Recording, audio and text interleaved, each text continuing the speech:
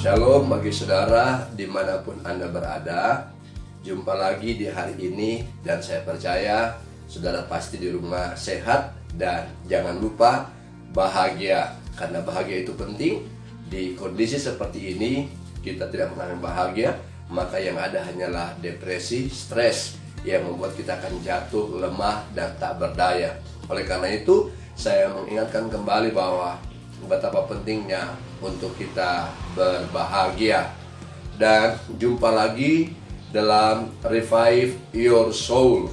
Dan saudara, saya akan baca Alkitab di hari ini. Biarlah roh kita mendengar, telinga kita mendengar, dan memberkati, meneguhkan, menguatkan kita. 1 Korintus pasal 11 ayat 23. Sebab apa yang telah aku teruskan kepadamu telah aku terima dari Tuhan, yaitu Tuhan Yesus.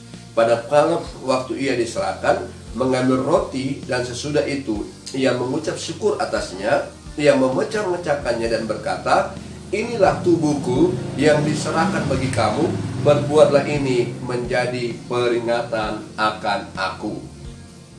Saya mengangkat tema di pagi ini, sentralitas salib. Semua berpusat kepada salib. Di saat kita merayakan Jumat Agung, merayakan Paskah, dan itu semula dimulai dari sebuah penderitaan. Untuk dapat memahami bahwa kematian Yesus sebagai suatu korban bagi dosa, itu merupakan inti pesan Alkitab. Agama Perjanjian Lama identik dengan pengorbanan dari sejak semula. Sejak Habel mempersembahkan korban kepada Tuhan dari ternaknya dan persembahkan yang terbaik. Dan setiap orang Yahudi sangat akrab dengan upacara-upacara yang berkaitan dengan korban bakaran, korban persembahan, korban persembahan ukupan yang layak, korban penghapus dosa, dan korban-korban yang lain yang begitu melekat dengan agama orang Yahudi. Ada korban harian, mingguan, bulanan, bahkan korban tahunan yang setiap hari, setiap bulan, setiap minggu, setiap tahun orang-orang Yahudi memperingati atau melaksanakan. Sehingga berbagai korban yang mereka persembahkan, ada dari burung tekukur, ada dari kambing domba, lebih besar lagi ada ternak-ternak yang lain yang harus mereka persembahkan ketika mereka akan mempersembahkan korban, bentuk korban penghapus dosa, kesalahan, dan lain sebagainya. Di dalam Perjanjian Baru, salib merupakan persembahan korban yang sangat berharga.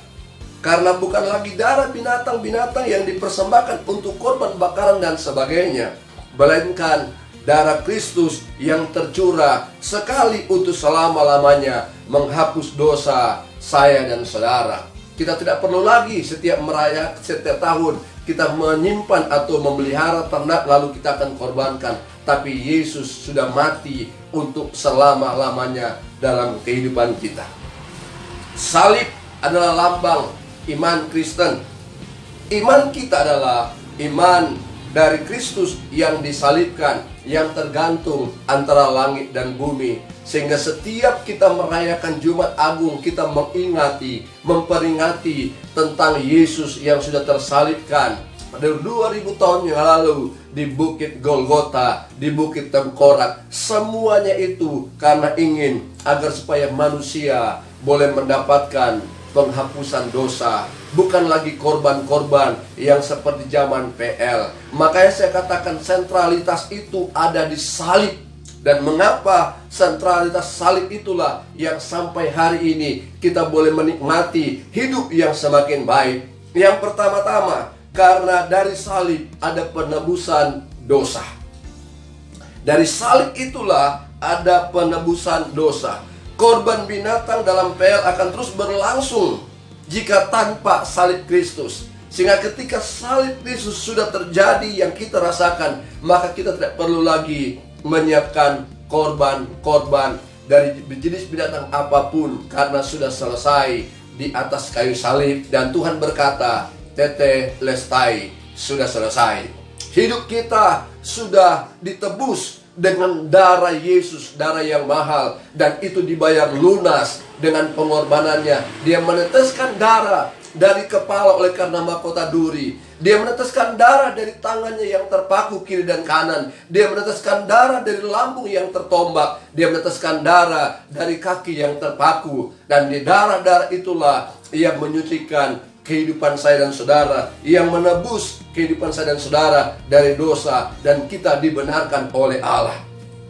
Yang kedua, mengapa setelah salib? Karena dari salib ada pengudusan dan ada penyucian hidup. Darah kita yang penuh dengan kekotoran, penuh dengan dosa, disucikan, dikuduskan dengan darahnya, sehingga kita tidak perlu ragu lagi, tidak perlu takut. Karena kalau Allah sudah menguduskan kita, Allah sudah menyucikan hidup kita, kita mampu berjalan melewati apapun. Dan kita berkata bahwa sesungguhnya aku bukan lagi terbelenggu, aku sudah terbebas, dan aku bukan terikat lagi dan tidak diperbudak oleh dosa lagi. Karena kita sudah dibuat, disucikan, dikuduskan oleh Allah. Betapa berbahagianya kita, karena sesungguhnya kita tidak layak menerima itu.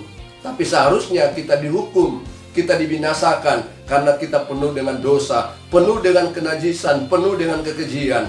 Tapi Allah mengambil itu, Dia korbankan anaknya yang tunggal, Dia berikan hidup untuk kita, Dia tebus kita dengan darahnya, agar kita dikuduskan, kita disucikan, sehingga kita terpisah dari dunia ini yang penuh dengan dosa, dan kita dibawa kepada pengudusan dan kesucian Allah. Dan itu yang membuat kita sampai hari ini kita menjadi pribadi yang kudus. Jangan berbuat dosa lagi, karena Allah sudah menguruskan kita. Yang ketiga, dari salib ada kemerdekaan.